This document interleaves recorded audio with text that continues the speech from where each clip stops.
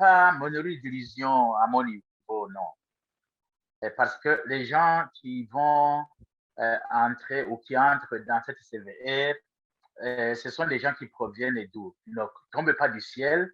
Ce sont des gens très connus dans les rangs du CNDD-FDD. Et que par conséquent, ils ont été choisis à dessein. Et s'ils entrent là-bas, ce n'est pas pour corriger le tir, loin de là, c'est pour plutôt suivre la voie de ces personnes-là qui sont déjà dans cette CVR depuis très longtemps. Et ils vont suivre la voie. Ils n'ont pas d'autre choix si ce n'est que suivre cette voie tracée par les prédécesseurs ou les gens qui sont déjà là, qui sont déjà dans cette institution qui est soutenue par les uns et détruite par les autres. Les gens oublient que lorsque tu es là, tu crois que ça va, c'est l'éternité, c'est définitif. Mais ce qui est une illusion parce que les gens avant toi, il y en a qui ont été là et après toi, il y en aura. Donc, par conséquent, tu finiras par partir.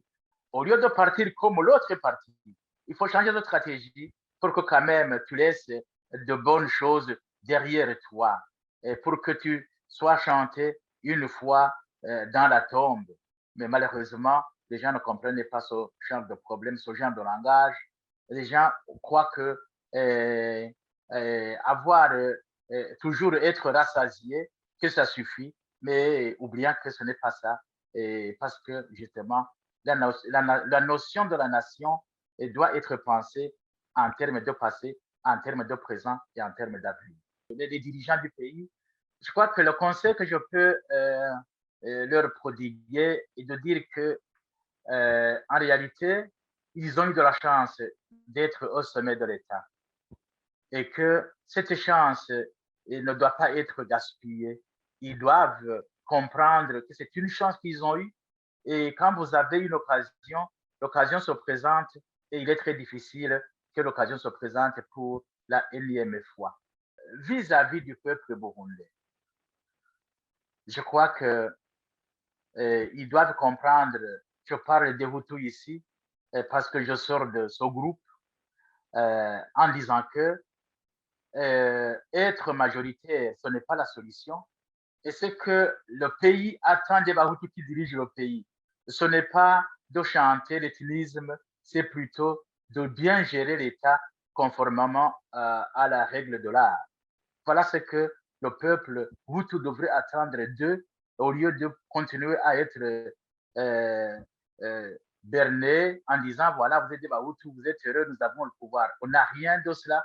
C'est le peuple Hutu aujourd'hui qui est très malheureux, qui n'a pas d'école à la hauteur des attentes, et qui n'a pas justement tout ce qu'il doit, tout ce qu'il prétend avoir comme citoyen burundais. Au Batouti, qu'ils comprennent que aujourd'hui, l'essentiel, ce n'est pas d'être au pouvoir.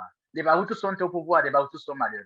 Et je connais des Batoutis qui étaient malheureux lorsque le frère Batouti était au pouvoir. Donc, ce n'est pas ça la solution. Il ne faut pas que les gens mentent. Seulement, il faut créer un environnement de vie possible. Il faut créer un environnement où tout le monde puisse se sentir à l'aise.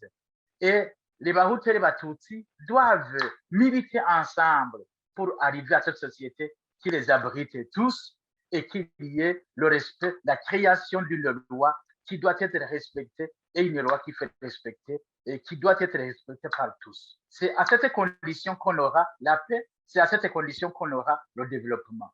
En dehors de ça, nous continuerons à vivre des illusions.